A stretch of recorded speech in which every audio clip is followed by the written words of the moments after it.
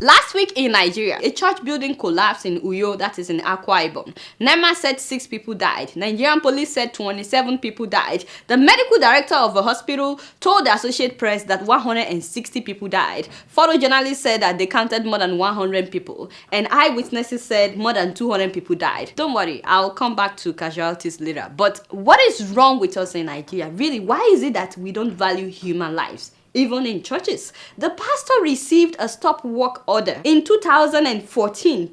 That's 2 years ago. He received that order when the building was still in foundation level from the Uyo Capital City Development Authority, that the building was not approved. It didn't pass inspection. Why would a man of God ignore stop work order? Did he know that it's for their own safety? Or he knew, but he just decided to go ahead anyways? You know, because he knew big people. If he's not connected, the governor would not be at his, is it consecration ceremony or something? They said that they were making him a bishop. That was the event that they were holding on the day the church collapsed. You know, I wouldn't be surprised if he said that he was going ahead by faith. You know, because that is how gullible some Nigerians are. In fact, they may be giving testimonies in church, you know, saying that, oh, they tried to stop us from building this church. Look at what the Lord has done. Look where we are today. In fact, they may say the Lord is our brick. You know, when you know that your foundation is faulty, and several people testify that because of that event, whether it is an ordination or consecration ceremony, whatever they were doing, they said that they rushed the construction that week just so that they can have that event. Now imagine the audacity of this same pastor that refused to stop building, telling people not to blame him for what happened. Listen to what he said. "This is not the time to crucify me. I'm still your brother. I'm still your pastor.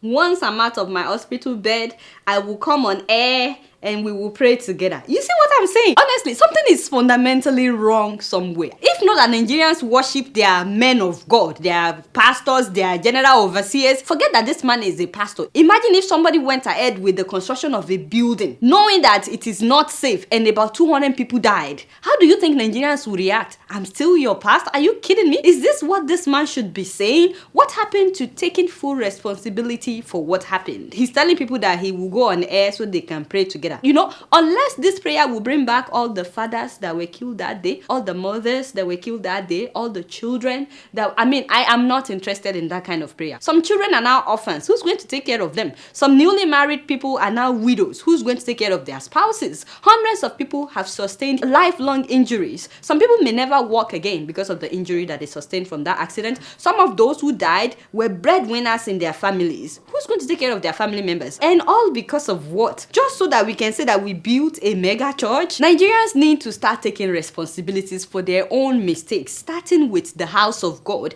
If we cannot hold pastors accountable, how can we hold politicians accountable? 2 years ago, when a building collapsed at TB Joshua's church premises that killed 115 people, you know that they didn't have the proper permit at that time. And I said it on this show that if TB Joshua is not held accountable, this thing will happen again and it will be worse. Now look at what happened. Another pastor ignored permit the same year, 2014. You know, if TB Joshua had been held accountable in 2014, don't you think this pastor would think twice about ignoring the order that he received? And now 200 people died. In May of this year, a government-owned shopping mall that was still under construction collapsed in Abeokuta. You see, the thing is, whenever we refuse to do the right thing, people pay with their lives.